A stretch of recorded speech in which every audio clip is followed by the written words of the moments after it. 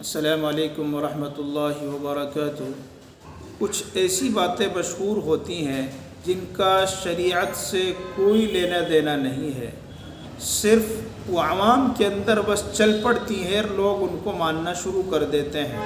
تو ایسی ہی کچھ چیزیں میں آپ کے سامنے آج رکھنے کی کوشش کر رہا ہوں جن کا حقیقت اور اصل سے دور دور تک کے کوئی لینا دینا نہیں ہے، لیکن ہم ان کو بہت زیادہ مانتے ہیں۔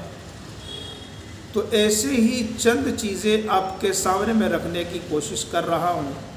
یہ ہو سکتا ہے کہ یہ آپ کے علاقے، آپ کے شہر، آپ کی بستی کے اندر نہ ہو، لیکن کسی نہ کسی علاقے کے اندر یہ چیزیں آپ کو ضرور ملیں گی جن کو یہ لوگ مانتے ہیں۔ بعض لوگ سمجھتے ہیں کہ مرد کی بائیں آنکھ اور عورت کی دائیں آنکھ پھرکنے سے کچھ مصیبت، رنج اور غم آنے والا ہوتا ہے، اور اس کے الٹا ہونے سے یعنی مرد کی دائیں آنکھ اور عورت کی بائیں آنکھ پھرکنے سے کوئی خوشی آنے والی ہوتی ہے۔ تو میرے عزیزو، یہ محض باطل اور غلط خیال ہے، اس کو اپنے ذہن سے نکال دیں۔ آنکھ پھرکنے سے کچھ نہیں ہوتا ہے، نہ خوشی ملتی ہے، نہ کوئی غمی ہوتی ہے۔ اسی طرح سے یہ مشہور ہے کہ ہتھیلی میں خارش ہونے سے جو ہے مال ملتا ہے، اس کی بھی میرے عزیزو کوئی اصل نہیں ہے۔ کہیں بھی کھجلی ہو رہی ہے، خارش ہو رہی ہے، اس سے کوئی مال کا تعلق نہیں ہے، صرف یہ ایک بناوٹی بات ہے جو کہ چل پڑی ہے عوام کے اندر۔ اسی طرح سے یہ مشہور ہے تلوے میں یعنی پیر کے پنجے میں خارش ہونے سے یا جوتے پر جوتا چڑھنے سے سفر درپیش ہوتا ہے، مطلب اس بندے کو کہیں سفر پہ جانا پڑ سکتا ہے۔ تو یہ محض یہ بھی غلط بات ہے، کوئی سفر وغیرہ اس کی علامت نہیں ہے کہ اگر آپ کے تلوے میں خارش ہوئی ہے تو آپ کو سفر پہ جانا ہے، اس کی کوئی حقیقت، کوئی اصل نہیں ہے۔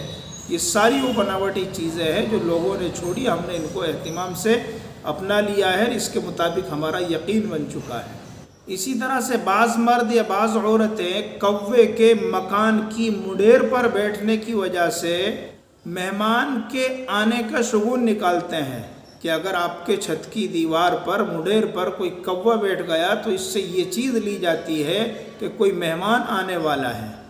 کوے کے بیٹھنے سے مہمان کا کوئی تعلق نہیں ہے، یہ محض غلط ہے، گناہ ہے اس طرح کے خیال کرنا۔ بہت سی جگہوں پر یہ چیز مشہور ہوتی ہے کہ کچھ چیزوں کا نام لینا، جیسے کسی بستی کا نام لینا یا کسی جانور کا نام لینا، سانپ ہے، خنزیر ہے، کتا ہے، اس طرح کا کوئی بھی نام لینا، اس کو منحوس سمجھتے ہیں۔ تو میرے عزیزو، یہ بالکل لغو بات ہے، کسی کا نام لینے سے کوئی منحوسیت نہیں ہوتی ہے۔ یہ صبح صبح لینا کہ اس سے منحوسیت ہوتی ہے، یہ کوئی منحوس نہیں ہے۔ آپ کو ضرورت ہے، آپ جب بھی نام لے سکتے ہیں۔ عوام کے اندر یہ بات بھی مشہور ہے کہ اگر کسی کو جھاڑو مار دی جائے، جس سے جھاڑو لگاتے ہیں، اگر کسی انسان کے جسم پر وہ مار دی جائے تو وہ بندہ سوکھنا شروع ہو جاتا ہے۔ اگر اس کو اس چیز سے، اس بیماری سے بچانا ہے کہ وہ سوکھے نہ، تو جھاڑو پر تھوک دو، تھتکار دو، تو اس سے یہ بچ جائے گا۔